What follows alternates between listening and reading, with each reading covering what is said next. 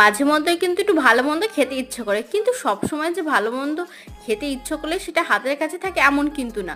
আজকেও যেমন একটু মশলা মশলা কিছু খেতে ইচ্ছে করছিল, কিন্তু ঘরে মাছ মাংস কিছুই ছিল না। তাই ভাবলাম পাশের দোকান থেকে ডিম এনে একটু ডিমের ঝোল করি। ডিমের ঝোল খেতেও ভালো হয় আর দামেও কম হয়। তাই ডিমগুলোকে এনে প্রথমে আলু আর ডিমটাকে সেদ্ধ করতে বসিয়ে দিয়েছি। এদিকে মিক্সচার মশলা করার জন্য দিয়েছি মাংস সমস্ত মশলা, জিরে ধনে আদা রসুন পেঁয়াজ যা যা লাগে। এদিকে আমার ডিমে আলুটাও সিদ্ধ হয়ে গেছে। এবার ডিমের খোসা ছাড়িয়ে কড়াইতে সর্ষের তেল দিয়ে তাতে লবণ আর হলুদ দিয়ে ডিমগুলোকে ভালো করে ভেজে তুলে নিয়েছি।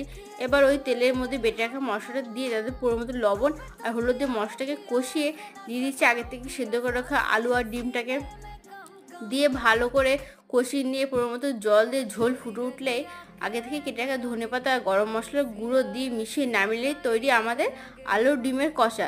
এবার গরম গরম ভাতের সাথে পরিবেশন করো, খেতে একদম অসাধারণ।